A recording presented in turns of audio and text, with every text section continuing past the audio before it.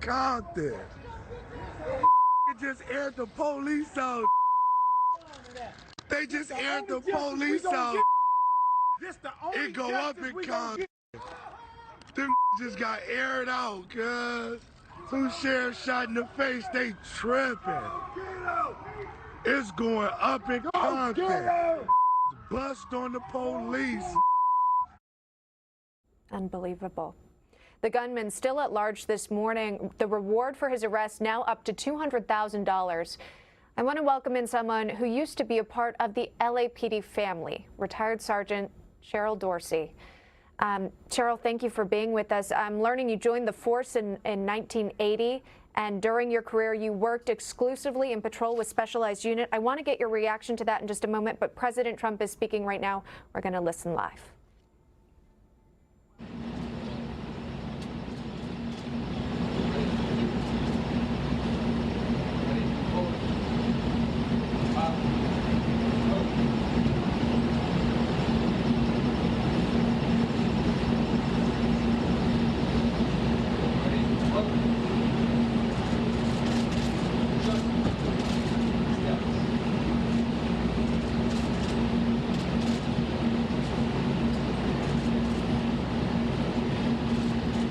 All right, again, taking a live look at the White House, President Trump set to welcome the Middle East officials at the White House today, first starting with the Foreign Affairs Minister from Bahrain.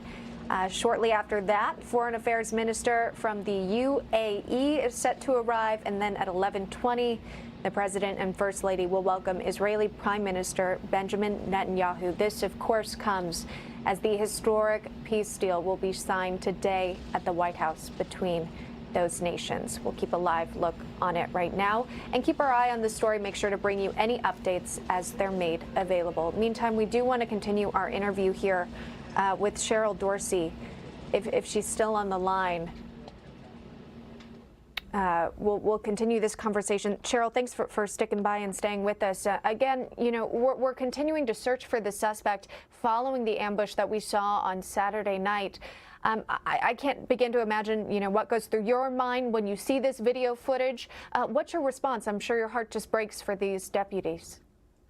Well, of course, listen, I don't celebrate the loss of a life or significant injury to anyone. I don't condone violence by the police, and I certainly don't condone violence against the police. I think that this is something that could be retaliatory because of all that's been in the news recently with that particular station in Compton particularly, but nationwide, where police officers are not held accountable when they use excessive force against folks in the Black and brown community. People are frustrated, and while this is not helpful, certainly protesting at the hospital where the officers were transported and were being treated is not helpful. It's a distraction from the root cause. I don't celebrate this, and I'm very disappointed that others would do the same. Yeah, you know, you mentioned those protesters outside the hospital, and I think we've got some sound from that. I just want to play it just so everyone at home kind of has an understanding of what was going on when these officers were taken there to the hospital to fight for their lives. This was happening outside the hospital. I ain't need to get ready, man. Keep killing, y'all. Yo!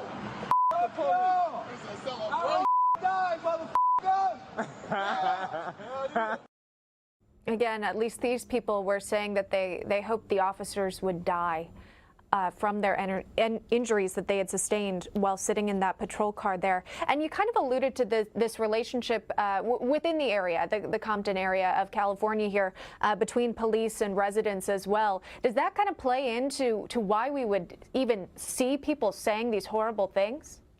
Well, listen, there are knuckleheads on both sides of the equation, and so I can't speak to what motivates the people that we saw in both of those videos, but we do know for a fact, and it's been acknowledged by Sheriff Alex Villanueva, that there are gangs internally on the LA County Sheriff's Department, specifically out of the Compton station. They call themselves the Executioners, and they too celebrate the shooting and harming of Black and brown folks down there in South Central Los Angeles. And so while there's plenty of blame to go around, I get why folks may be voicing their glee, if you will, because now sheriffs are suffering much like they have been. Yeah. How do you go about repairing these relationships, right? I mean, you want everyone in the communities to feel safe and respected. Absolutely. Listen, everybody should go home at the end of a police encounter on both sides. We all have families. They have families. We certainly want to go home to ours. And so we have to be honest about the problems that exist on police departments nationwide, 18,000 of them. We have to address the problem. If we don't admit that it exists, then we can't fix it. And we know that they are in the minority, but there's certainly errant officers out there who abuse their authority. And so unless and until a police chief or a sheriff is willing to admit that he has gangs, 17 of them on his department, then we're going to continue to have this kind of retaliatory response, I believe, based on what I'm seeing and hearing on social media. Yeah, well, I mean, clearly there's no attempt at solving or finding a solution for police reform peacefully when you take it in that manner and that approach, using that violence. It doesn't get anything done, and no changes are made effectively, unfortunately. But Cheryl Dorsey, we appreciate you weighing in and kind of setting the scene for us about what that situation is like out there. We appreciate your time. Thanks so much. Thank you.